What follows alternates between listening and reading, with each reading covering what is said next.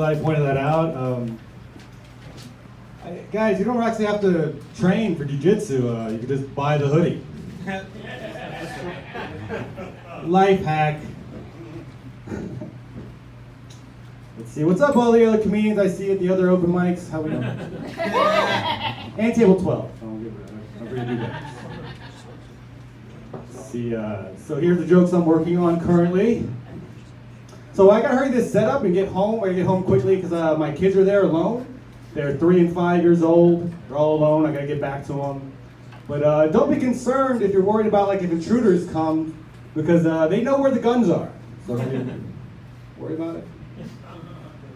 They're very comfortable with them. They play with them every weekend. And we definitely keep them loaded because what's the point of an unloaded gun? You may as well keep a toaster next to your bed, right? One time I did a joke, this woman told me, she's like, you shouldn't do that joke, it's in poor taste, you know, it's kind of offensive. And I was thinking, like, maybe she's right. Like, could you imagine if I did that joke tonight, and I went home and opened the door, and I found that I was finally free? Imagine. Or like, worst case scenario, they took the favorite, you know, they took only the favorite out. I feel like I would still raise, like the unpopular one, I would still raise that one. But like every now and then I would definitely hit him with the, why can't you be more like your son? Or your brother, I'm sorry, I messed up. Why can't you be more like your brother? All right, open mics. Son of a, that was going pretty good. Let's see, so some people call me a deadbeat dad, but I prefer the term, what is it? Oh shit, I forgot. What is that term with parents? Like, I'll come back to that. What is it? Parents, like everyone raises it? Like not a village? Not it's like a free range parent. Can we start over? I'll start.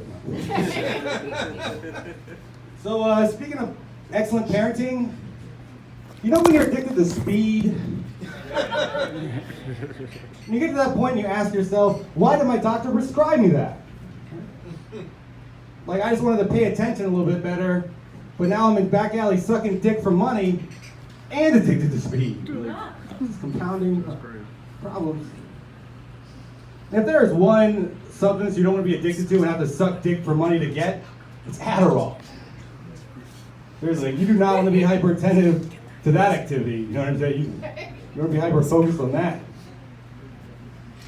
Like a better drug might be roofies. You know, maybe roofies might be better. Like now I'm like, you know, so you don't remember. So I'm like roofing myself so to get the Adderall money. So things are going great. Yeah. All right. So thank you over there. Oh yeah. So let's see. So I was having trouble sleeping recently, and my friend gave me some recommended some melatonin. Like melatonin to help me sleep. But my you know fucking drug addicted ass, I shot it up. I took it intravenously. Yeah, now I got sleep aids. Sleep aids. Let's see, sleep with aids. Guys, I got herpes. Thank you very much. Thank you. Well, I mean, not herpes, not so much as herpes as student loan debt is what I meant to say. That's what I meant. They're kind of similar, right? They kind of, right? Like, neither of them are like a death sentence, but like, if you start dating someone, you have to tell them about it. Yeah. Either one. Like, you have to like, look, you still want to do this? I got herpes or $40,000 in student loan debt. Kids, it's a responsible thing to do. You tell people if you have debt. Remember that. Right? Because like, they affect the American public like at the same rate, about 15 to 25%. They affect it about the same rate. So like, you probably know someone with student loan debt and stuff. Like, anyone here have ever dealt with student loan debt or paid it off or anything? Anyone here have herpes? Those of you who kept your hand up during that second question, I'm just going to assume you have it. You got caught. That was a trick. Let's see. Have you guys know what the Mandela effect is? You guys heard of that?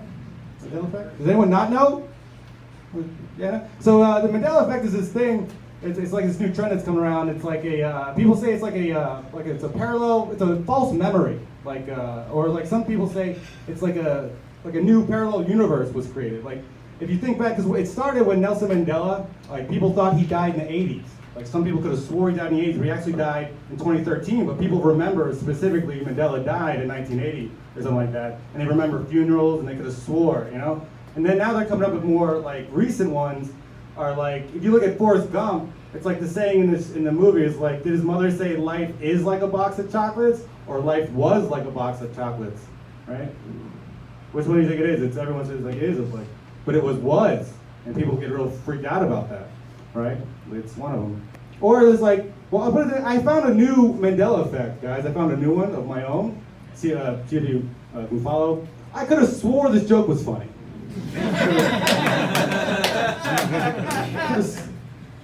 All right, that's my time, guys. Thanks for listening to that. David Gonzalez! That was good, man. We're still kicking it here tonight.